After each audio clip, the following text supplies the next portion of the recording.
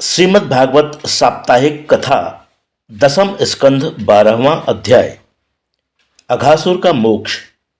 सुखदेव जी बोले, हे राजन, कक्वचिद्वनाशाय मनो दधद् ब्रजात् प्रातः समुत्थाय वयस्य वत्सपान् प्रबोधयन् संगरवेण चारुणा विनिर्गतो वत्स पुरः सरोहरि।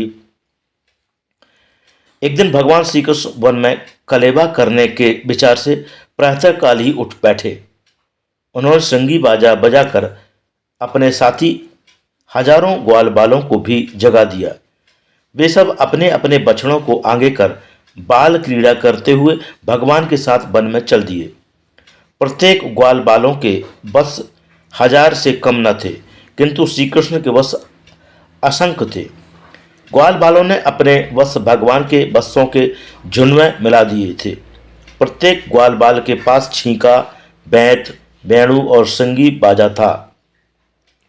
वे परस्पर एक दूसरे का बैंत या वेणु हंसी हंसी में चुराकर दूसरे को दे देते, और यदि उसे मालूम हो जाता तो वह बालक उसे किसी दूसरे बालक के पास दूर फेंक देता।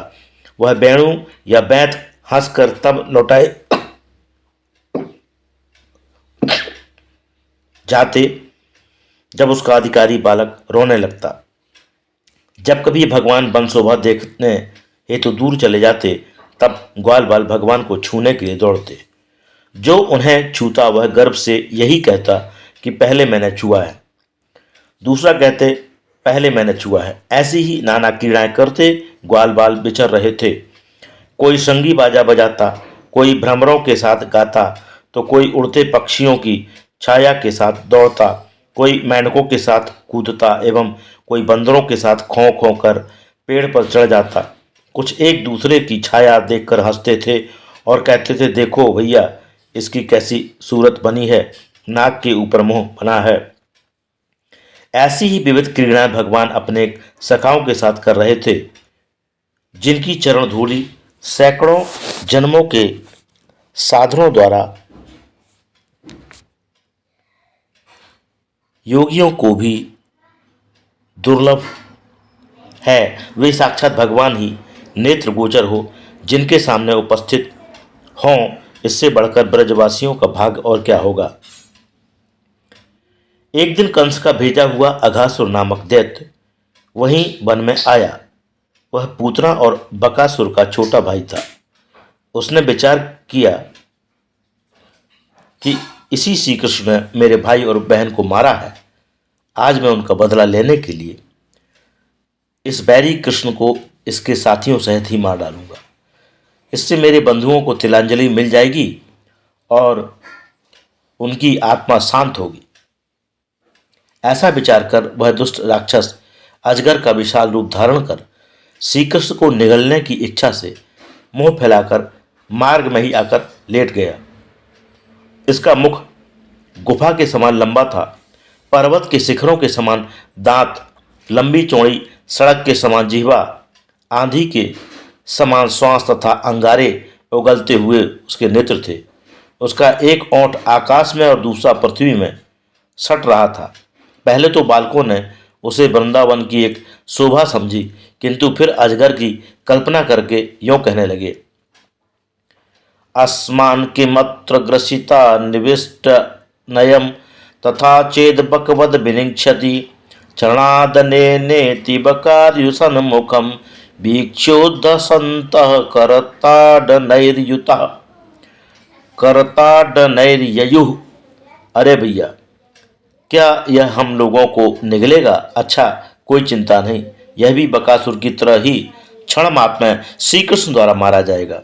ऐसा कहकर सभी ग्वाल बाल भगवान का सुंदर मुख देखने लगे। भगवान उन्हें रोकना ही चाहते थे कि वे ताली बजाते उसी की ओर चल दिए और लीला शक्ति की इच्छा से सबके सब सर्प के श्वास लेते ही खिंचकर बछड़ों सहित उसके मुख में चले गए। केवल एकमात्र श्री कृष्ण ही बाहर रह गए।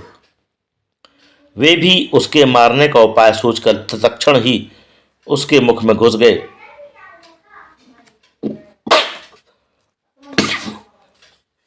यह देख भय से मेघ में छिपे देवतागण हाहाकार करते चिल्ला उठे। कंस तथा उसके अनुचर, अघासुर के बांधव, सभी राक्षस इससे बड़े प्रसन्न हुए।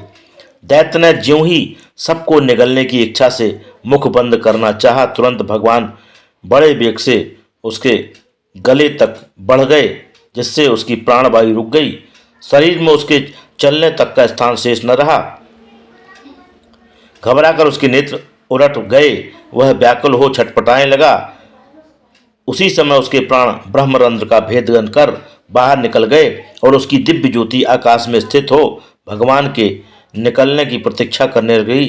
जब भगवान वत्स बालकों को अपनी अमृतमयी दृष्टि से जीवित कर उनके साथ बाहर निकले, तब वह ज्योति देवताओं के देखते ही देखते भगवान श्री कृष्ण में लीन हो गई। यह देख देवतागण आकाश से पुष्पवृष्टि करने लगे, अप्सराएं नाचने लगीं, ऋषि महर्षि सिद्ध गंधर्व विद्याधर आदि जय जयकार की ध्वनि कर श्री कृष्ण की स्तुति करने लगे। चारों ओर आनंद ही आनंद छा गया। हर्ष के साथ जय जयकार की यह मांगलिक ध्वनि लीला शक्ति की इच्छा से सुदूर ब्रह्मलोक तक पहुंच गई, जिसे सुनकर ब्रह्मा तत्काल भूलोक में आए और श्री कृष्ण की यह अद्भुत महिमा देखकर चकित रह गए।